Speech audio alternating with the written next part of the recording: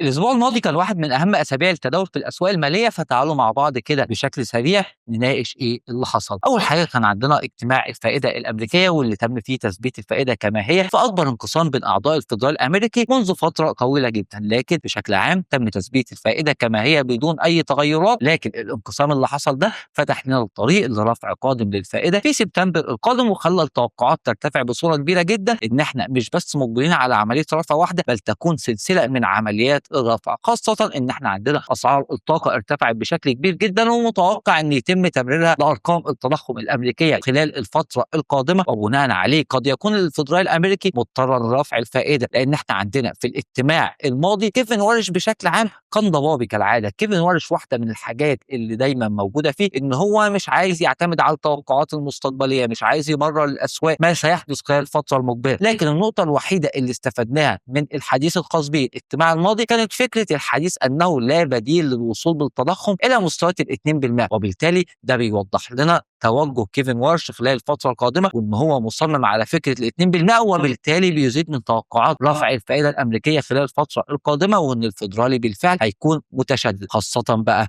لو صدرت عندنا أرقام سوق العمل الأمريكي الأسبوع ده بشكل يدعم رفع الفائدة بالفعل. وده هيحصل لو جاءت عندنا أرقام سوق العمل قوية أعلى من مستويات ال 130 ألف وظيفة، واستقرت معدلات البطالة كما هي، وقتها هتتأكد الأسواق من فكرة إن الفدرالي الأمريكي مقبل على رفع الفائدة في شهر سبتمبر القادم. لكن الأزمة هتكون لو صدرت أرقام سوق العمل الأمريكي بصورة ضعيفة، وبشكل عام في حالة صدورها بشكل إيجابي متوقع أن يكون عندنا تأثير إيجابي على الدولار وسلبي على الأسهم الأمريكية. وده لأن ببساطة جدا التشديد ليس في صالح الأسهم الأمريكية وليس في صالح الذهب. وبالحديث بقى عن الأسهم الأمريكية، فالأسهم الأمريكية في الوقت الحالي بتشهد حالة اضطراب وانقسام كبيرة جدا بالرغم من الارتفاعات القوية اللي بنشهدها. لكن الموضوع ببساطة إننا لو ركزنا على الأسهم السبعة الكبار أو الماجنيفيسنت 7 هنلاقي إن إحنا عندنا تضارب واضح جدا. مثلا الأسبوع قبل الماضي تسلا تراجعت بشكل كبير نتيجة لأن ربحية السهم كانت أقل من التوقعات. الأسبوع الماضي ميتا تراجعت بشكل كبير لأن الفري كاش فلو انخفض بصورة كبيرة جدا. في نفس الوقت بقى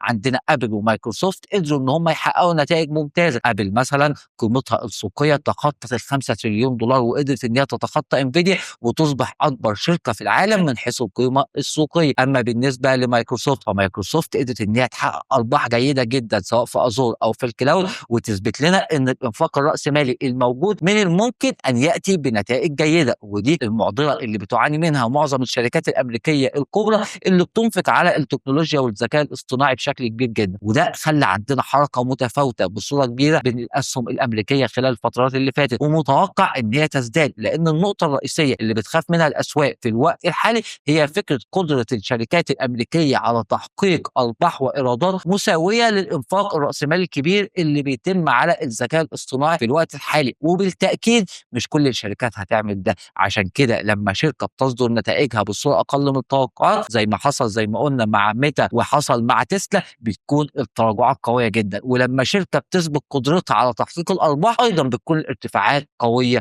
جدا. وشاهدنا كمان الأسبوع الماضي تدخل مشترك من جانب الولايات المتحدة الأمريكية واليابان لدعم الين عن طريق شراء الين بصورة كبيرة، وشفنا الدولار ين بيتراجع لمستوى ال 157 من مستوى ال 164، يعني تراجع قوي جدا. لكن التراجع ده عشان يستمر الفترة الجاية لازم تتأكد عندنا المؤشرات إن المركزي الياباني بالفعل سيقوم برفع الفايدة، وإلا هيكون التدخل ده نفس اللي حصل في المرات الأخيرة. مع كل تدخل كنا بنرى قوة للين وبعد كده دي يعود للضعف مرة تانية لما المركزي الياباني ما يكونش عنده القدرة على رفع الفائدة. لكن حتى الآن المؤشرات في الوقت الحالي بتشير بالفعل لأن المركزي الياباني هيرفع الفائدة في اجتماعه القادم. وبالتالي الاسبوع ده بنستمر مع ارقام سوق العمل الامريكي، وبنستمر مع نتائج الشركات الامريكيه اللي متوقع ان هي تؤدي الى تحركات قويه في اسواق الاسهم الامريكيه. واستنونا التغطيه الجايه.